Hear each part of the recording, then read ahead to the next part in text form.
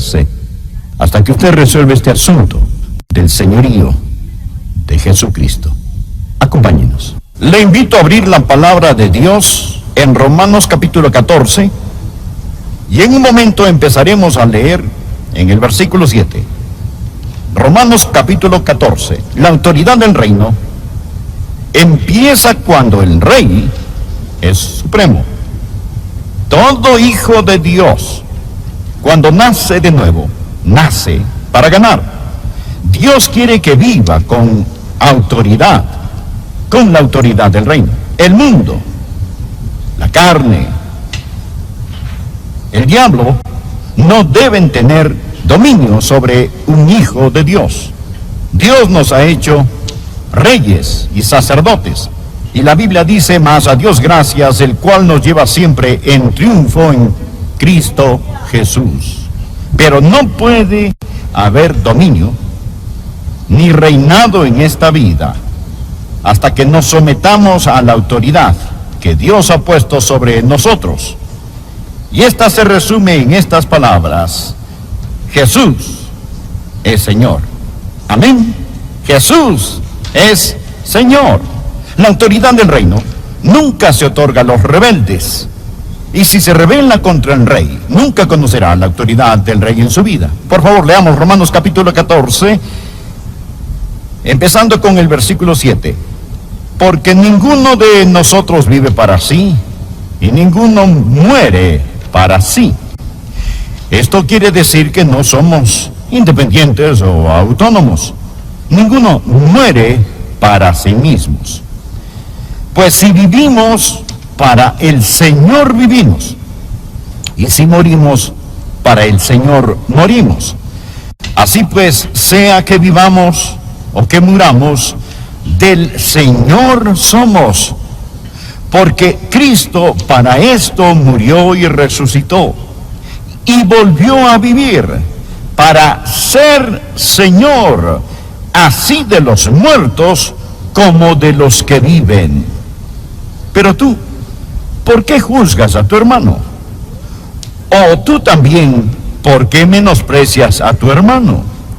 Porque todos compareceremos ante el tribunal de Cristo, porque escrito está: vivo yo, dice el Señor, que ante mí se doblará toda rodilla, y toda lengua confesará a Dios, de manera que cada uno de nosotros dará a Dios cuenta de sí. Lo que había pasado es esto: en la iglesia de Roma, los creyentes habían empezado a juzgarse entre sí. Estaban criticándose acerca de cosas donde habían opiniones válidas y diferentes, acerca de días, dietas, conductas particulares.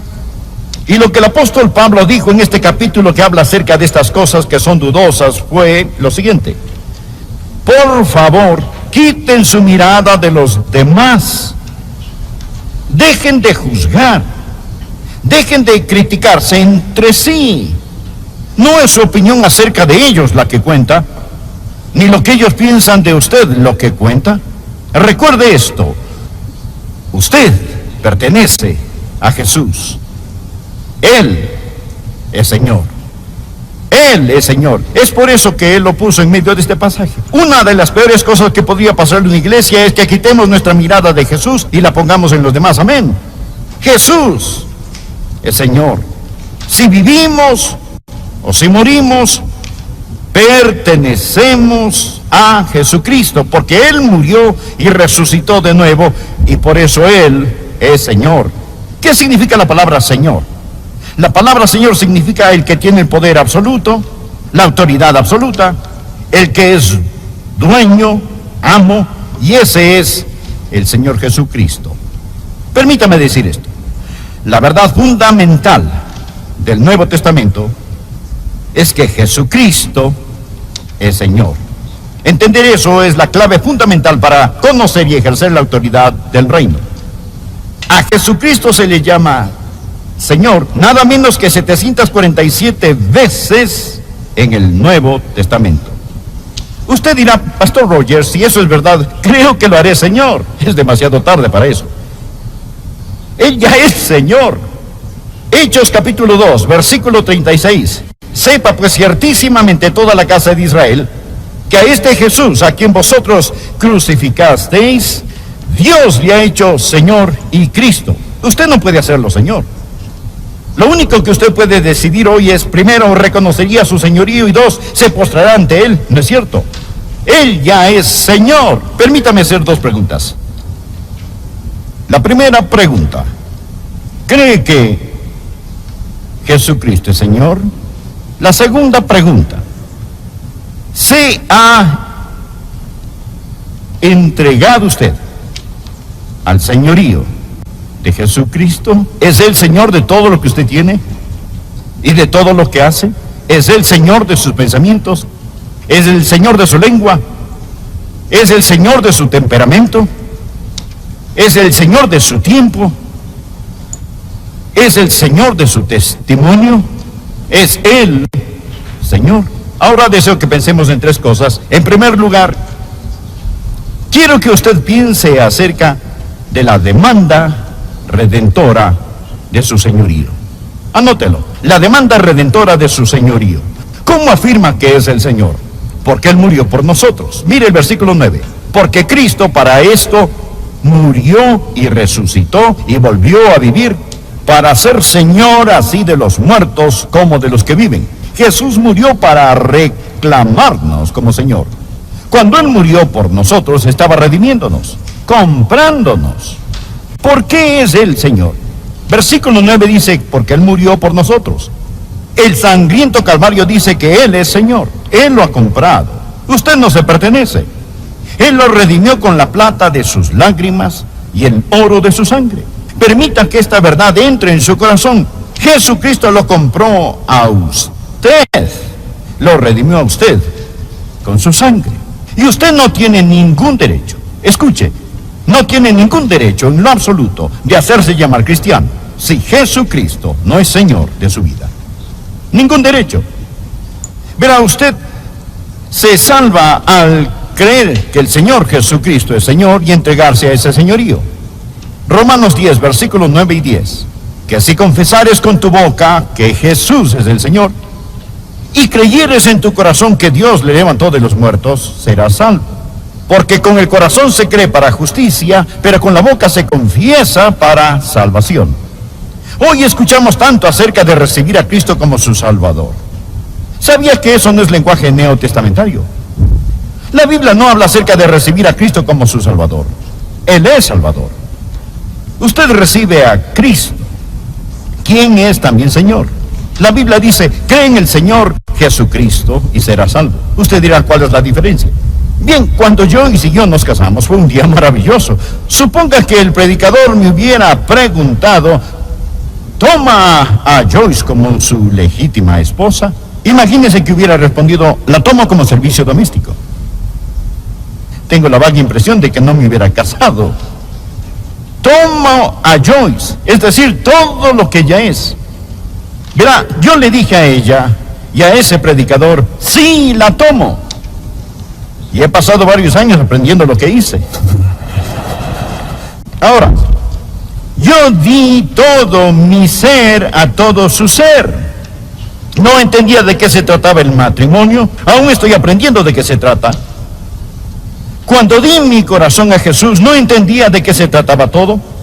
Pero yo no me entregué con los dedos cruzados a mis espaldas. Yo di todo lo que conocía de mi ser a todo lo que conocía de Jesús. Yo le dije sí a Él. Yo tomé a Jesús y usted también debe hacerlo. Él es Señor.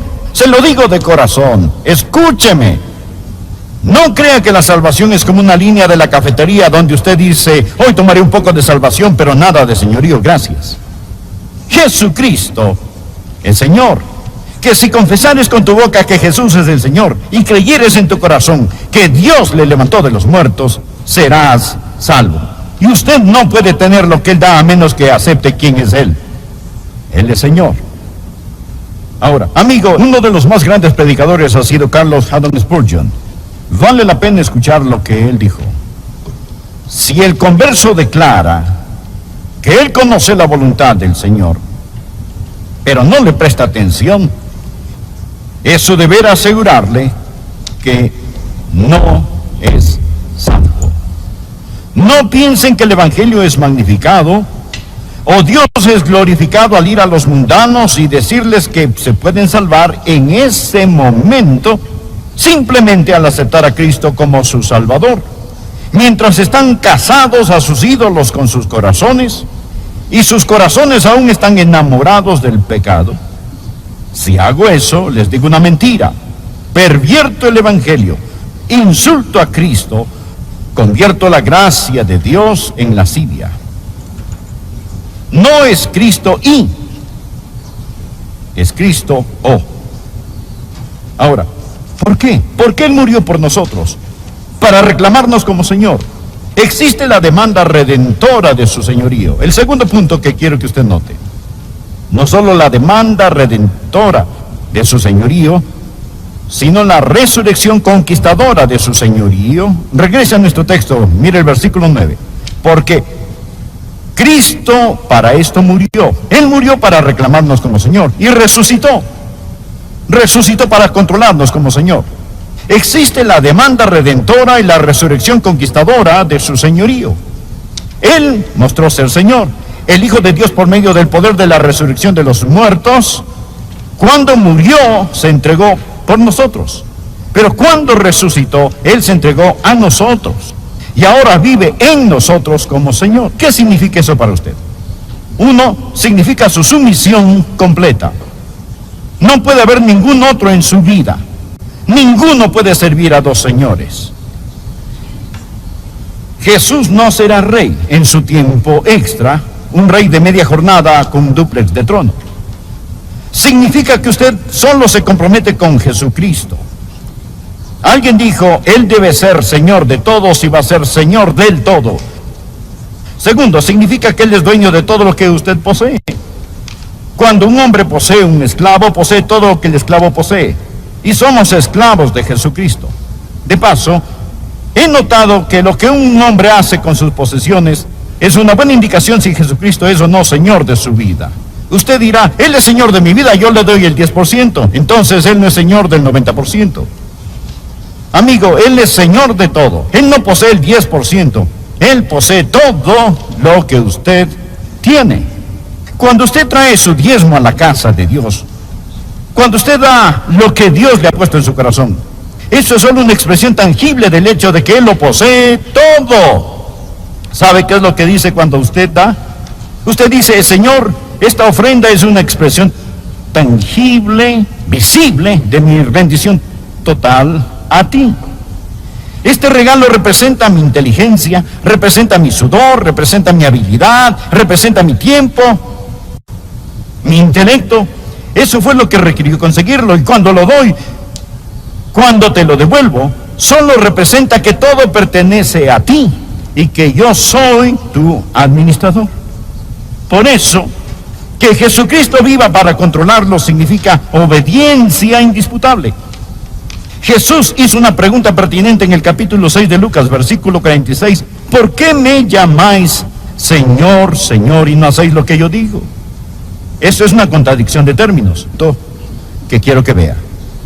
No solo existe la demanda redentora de su señorío y la resurrección conquistadora, sino también debe haber la confesión real de su señorío. Pablo continúa diciendo en este capítulo que llegará el día cuando todos nos arrodillaremos y confesaremos que es Señor. El verso 11, porque escrito está, vivo yo, dice el Señor, que ante mí se doblará toda rodilla y toda lengua confesará a Dios. Usted confesará a Cristo como Señor. Verá, si no lo hace en este mundo, lo hará en otro mundo. Ponga en su margen Filipenses 2, versículos del 9 al 11. Me fascina esto. Habla de Jesús que dejó el cielo, caminó las polvorientas playas de Galilea, colgó en agonía en una cruz. El versículo 9 dice, por lo cual, escuche esto, Dios también lo exaltó hasta lo sumo y le dio un nombre que sobre todo nombre, para que en el nombre de Jesús se doble toda rodilla de los que están en los cielos.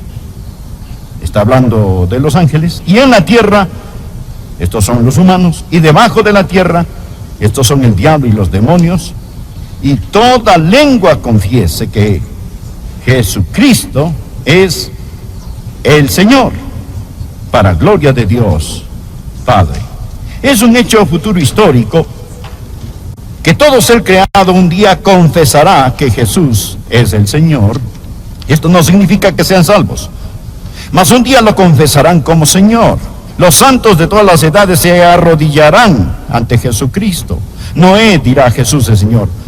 Moisés dirá: Jesús es Señor. Abraham dirá: Jesús es Señor. Isaac dirá: Jesús es Señor. Jacobo dirá: Jesús es Señor. Isaías, Ezequiel, Daniel, al unísono dirán: Jesús es Señor. Todos los reyes y gobernantes que hayan vivido se arrodillarán y dirán: Él es Rey de reyes y Señor de señores. Un día finalmente el mismo Satanás inclinará su cabeza y dirá: Jesucristo es el Señor. Toda lengua confiese que Jesucristo es el Señor. Pero esto es lo maravilloso. Nosotros no tenemos que esperar hasta morir para decir que Jesús es Señor. Si fueran a hacerme una operación y decirme: Adrián, te vamos a cortar la lengua, si tienes algo que decir, es mejor que lo digas ahora. Solo tienes confirma a los santos. Cuando usted hace un hábito el confesar el señorío de Cristo, ayudará a que su fe crezca. La confesión fortalece la fe y la fe fortalece la confesión. Usted empieza a hacer algo recíproco. Verá, entre más afirmamos algo a otros, más echa raíz en nosotros.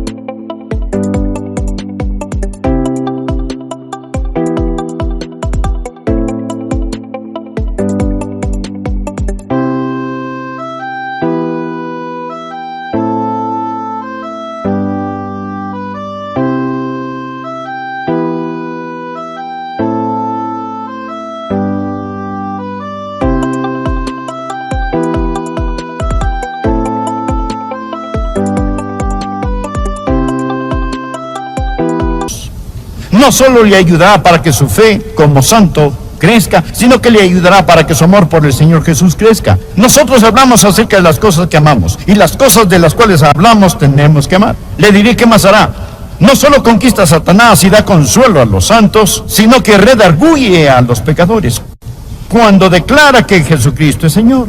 ¿Sabe cuál es el problema con muchos de nosotros hoy? Muchos de nosotros decimos: bueno, no voy a ser un ganador de almas verbal, abierto, pero le diré que haré. Voy a vivir de tal forma que los que ven mi vida, cuando la vean, quieran ser creyentes. Bien, acérquese. Le quiero decir algo, mi amigo. Ellos no se salvan por su vida, se salvan mediante la muerte de Cristo. Y a menos que usted les comparte el Evangelio, no se van a salvar. De hecho, si ellos ven su vida y no entienden por qué vive así, usted está aceptando alabanza bajo pretensiones falsas. Y usted recibe la gloria en lugar de darle la gloria a Él. Pero cuando usted le dice a sus amigos: Jesucristo es Señor, y Jesús es el que me transformó, y el secreto de mi vida es Jesucristo, quien vive en mí, entonces, amigos, las personas van a reconocer sus pecados. Escucha, amigos, ¿quieren la autoridad del reino?